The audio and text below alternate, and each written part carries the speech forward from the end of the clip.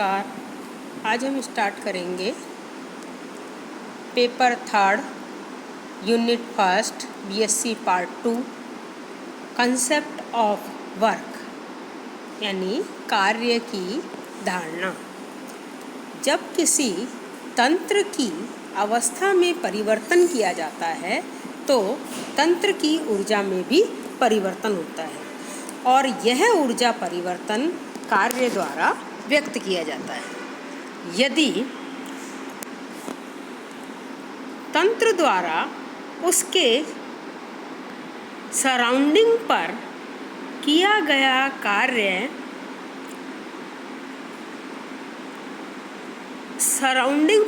कार्य किया जाता है तो तंत्र की आंतरिक ऊर्जा कम हो जाती है और सराउंडिंग की ऊर्जा बढ़ जाती है। इसके विपरीत यदि पारिपार्श्विक तंत्र पर कार्य करता है तो तंत्र की ऊर्जा अधिक तथा पारिपार्श्विक की ऊर्जा कम हो जाती है।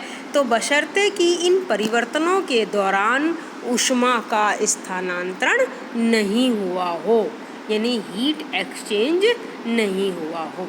तो हम अगर देखें तो कार्य वास्तव में बल के प्रभाव को प्रदर्शित करता है और किसी बाह्य बल के विरुद्ध होता है। यांत्रिक बल के विरुद्ध यांत्रिक कार्य, विद्युत बल के विरुद्ध विद्युत कार्य, गुरुत्व बल के विरुद्ध गुरुत्व कार्य और दाब के विरुद्ध प्रसार कार्य कहलाते हैं। प्रत्येक कार्य दो गुणांकों के बराबर होता है, एक तीव्रता गुणांक और दूसरा धारिता गुणांक। ये चीज़ आप थोड़ा सा देखिए। अब हम देखते हैं वर्क ऑफ एक्सपेंशन या हम जिसे प्रसार कार्य कहते हैं। तो देखिए, इसको समझने के लिए देखिए पहले हमें ये समझना होगा कि किसी प्रसार कार्य क्या होता है। तो किसी तंत्र के आयतन में वृद्धि को प्रसार और प्रसार में किए गए कार्य को प्रसार कार्य कहा जाता है। ठोस और द्रव जैसे संघनित तंत्रों में प्रसार की संभावना अत्यंत कम होती है, ये आप जानते हैं, जबकि गैसीय तंत्रों में प्रसार काफ़ी अधिक होता है।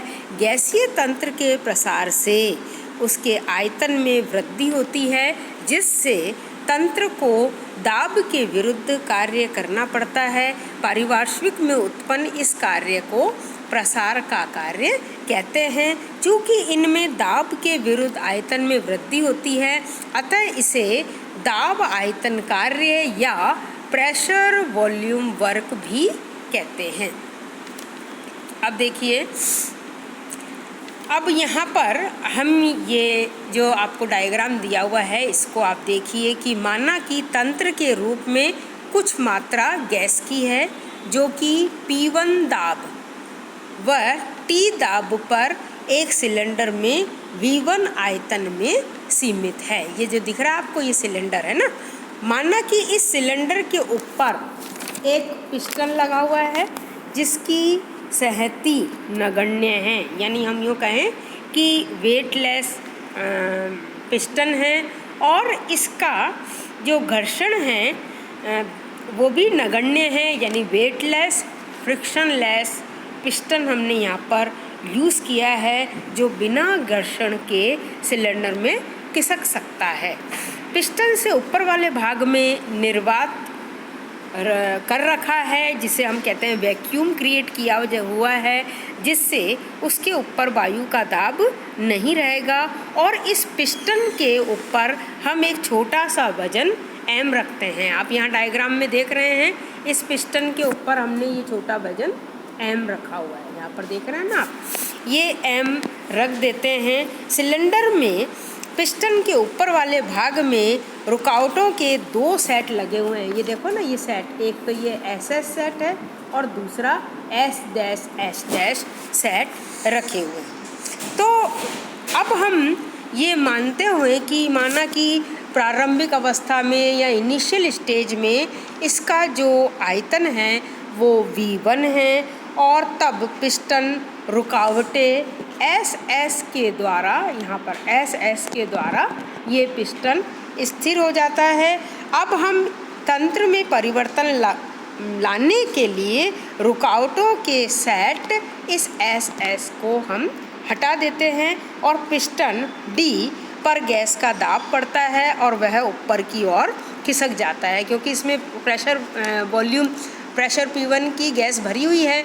तो जैसे ही हमने एस हटाया, इस पर प्रेशर पड़ेगा और ये ऊपर की ओर खिसक जाएंगे और रुकावटों के दूसरे सेट एस के द्वारा ये जो एस है यहाँ पर ये स्थिर हो जाते हैं।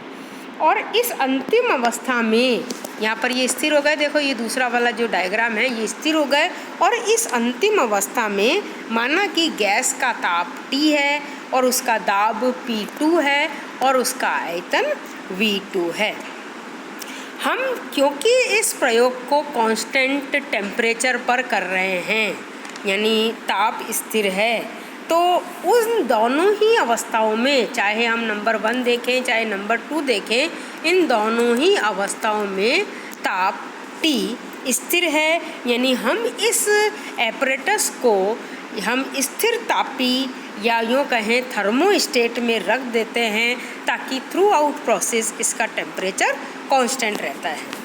अब इस तंत्र की जो बाउंड्री है या यूँ कहना चाहिए कि जो परिसीमा है वो सिलेंडर और पिस्टन है।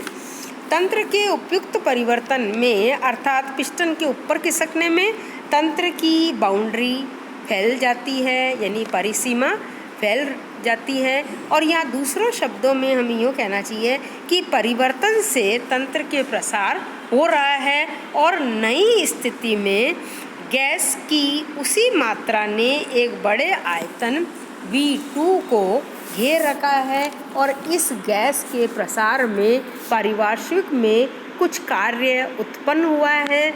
वजन m, गुरुत्व बल mg के विरुद्ध ऊंचाई h पर ऊपर की ओर खिसका, उसमें उत्पन्न कार्य की मात्रा हम यहाँ पर यूँ कहेंगे W = mgh है। ये इक्वेशन नंबर 1 है।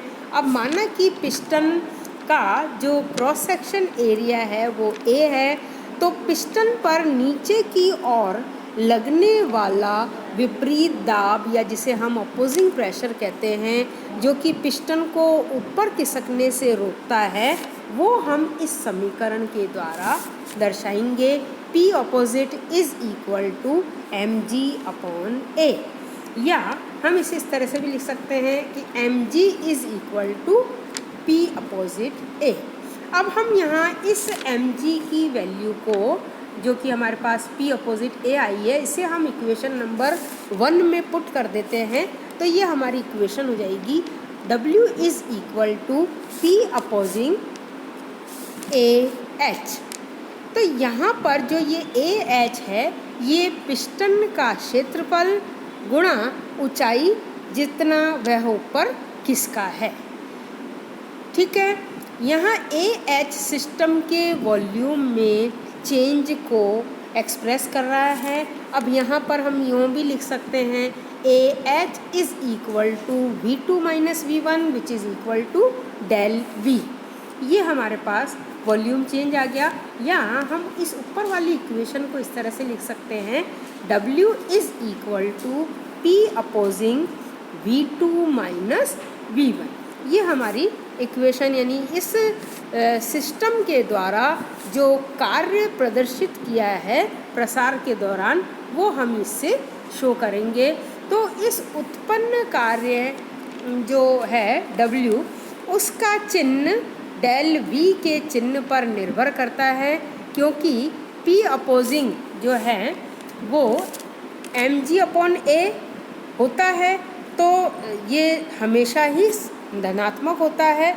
प्रसार V2 का मान सदैव V1 से अधिक होता है, अर्थात डेल V धनात्मक होगा, इसलिए W भी धनात्मक होगा। अतः ये जो वजन है वो ऊपर की ओर चढ़ेगा। तो जिसको हमने यहाँ पर एक ग्राफिकल फॉर्म में एक्सप्रेस किया हुआ है, ये देखिए हमने ग्राफ प्लॉट किया है प्रेशर वर्सेस वॉल्यूम, है ना। इनिशियल स्टेज में इसका जो प्रेशर है वो P1 है, वॉल्यूम V1 है, और जब हम इसका जो फाइनल स्टेज में इसका जो प्रेशर है वो P2 हो जाता है और वॉल्यूम इसका VT हो जाता है। आप यहाँ देख रहे हैं V1 की वैल्यू कम है और V2 का मान ज़्यादा है। ये एक स्टेज में जैसे वन स्टेज में जब हम इसका एक्सपेंशन कराते हैं तो हमारे पास जो कार्य प्रसार के दौरान जो कार्य उत्पन्न हुआ है वो हमारा आया W is equal to P opposing V2 minus V1, या हम यूँ कहें कि W is equal to P opposing del V।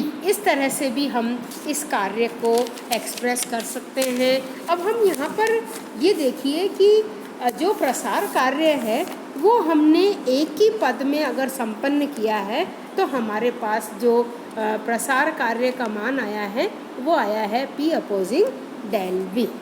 अब हम कल देखेंगे कि अगर हम इस प्रसार कार्य को दो पदों में संपन्न करते हैं तो फिर इसके क्या मान आते हैं। Thank you.